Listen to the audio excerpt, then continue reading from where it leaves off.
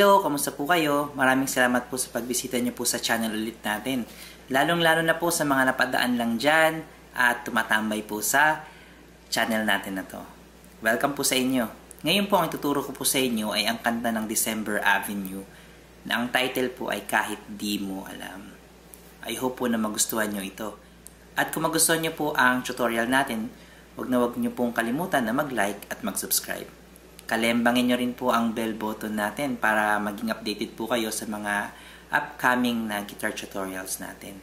At ulit po, pwede po kayo mag-leave ng mga comment nyo para po sa request, mga tanong at mga suggestion. Maraming salamat po at simulan po natin ang kantang to.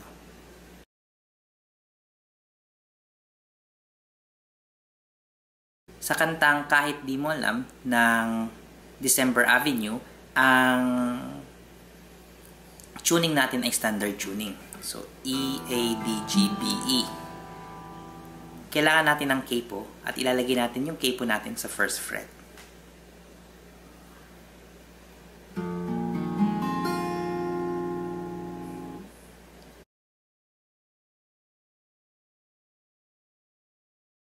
Okay, so sa intro natin, meron tayong dalawang part. So, yung unang part po ay para pong ganito siya.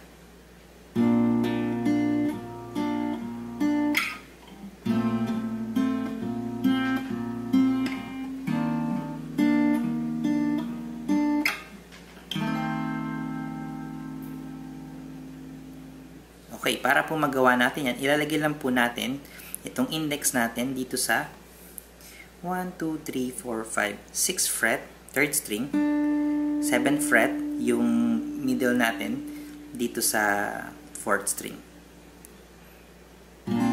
Ito yung first chord natin. So, ang strumming natin pala dito is yung tatlong string, tapos yung bass, bass, tapos yung 3rd and 4th sabay. So, parang ganito. Tapos, lipat tayo sa susunod na form natin ng chords. So, ilalagay natin yung index natin dito sa 4th fret, 3rd string.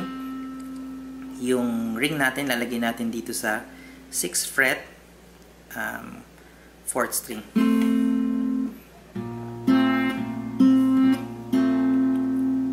Third natin na form is ilalagay natin tong index natin dito sa 5th fret, 5th string.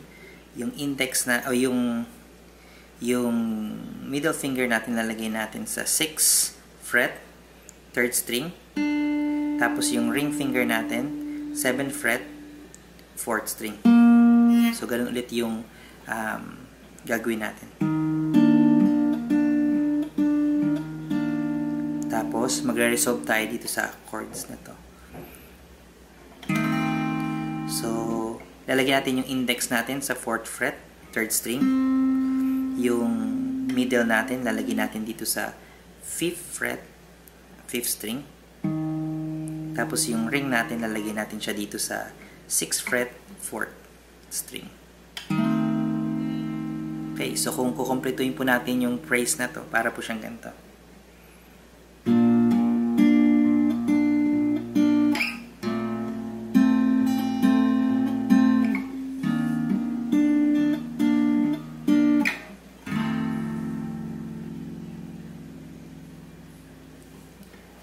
Okay, yung second part po ng intro natin, para po siyang ganito.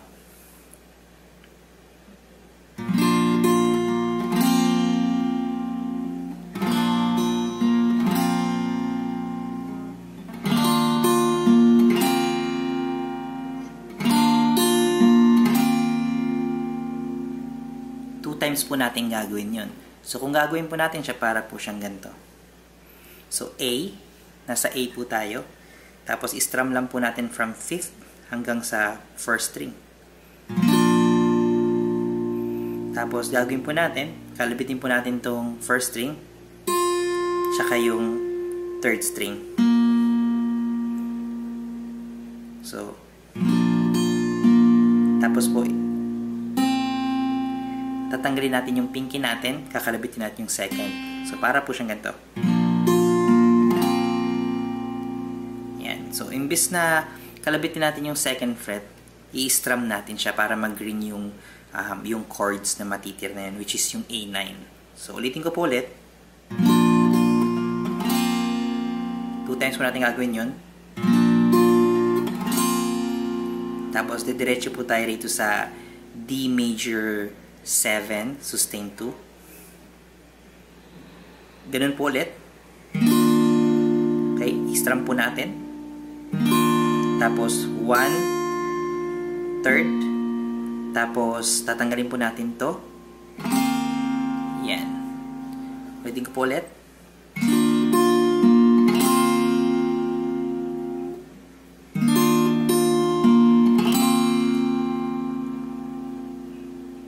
Okay, so kung kukumpletuhin po natin sila.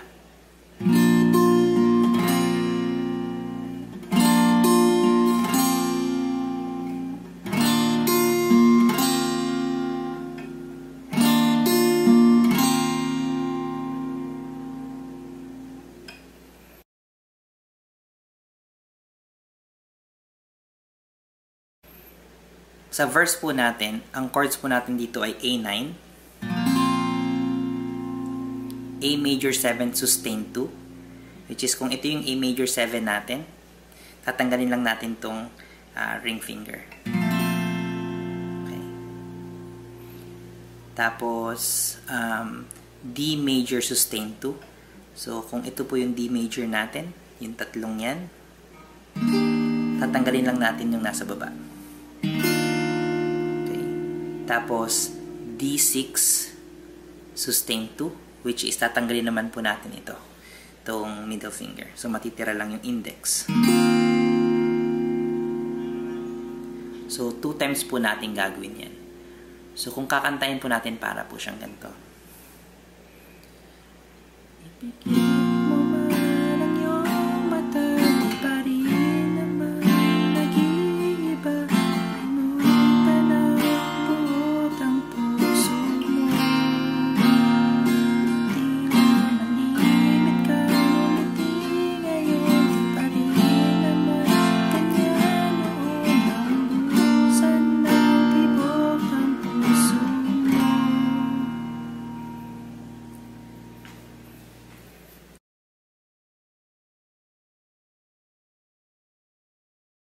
Sa refrain po natin, ang chords natin dito ay F sharp minor. Tapos A9. Tapos balik po ulit tayo sa F sharp minor. Tapos E. Yung F sharp minor po natin, ang form po natin dito. Lalagay lang po natin yung index natin dito sa 2nd fret, 3rd string. Tapos yung ring finger niya po, 4th fret, 5th string. Yung pinky, 4th fret, 4th string. Okay, yan po yung form ng F sharp minor natin. So, kung gagawin po natin sila, para po siyang ganito. Kulang pa ang mga ulap sa langit at buwan, di mapapalik sa tingin na ulan.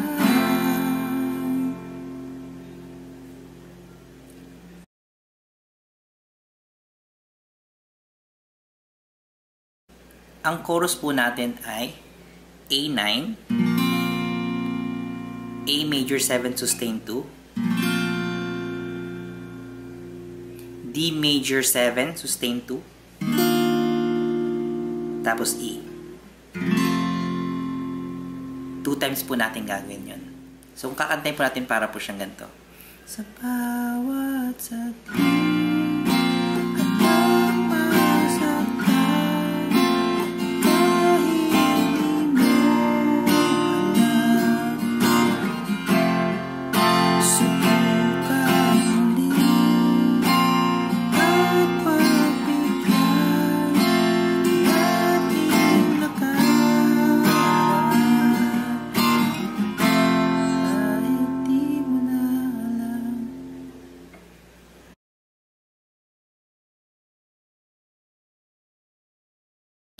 sa instrumental po natin, ang chords po natin dito ay F sharp minor,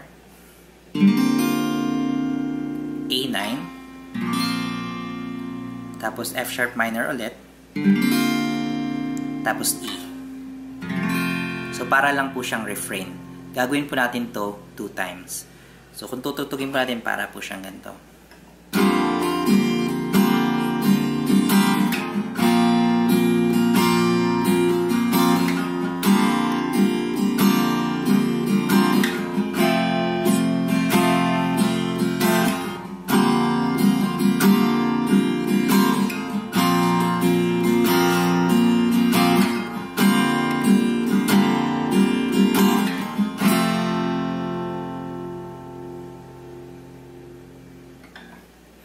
At yan po yung buong kanta ng Kahit Di Mo Alam ng December Avenue.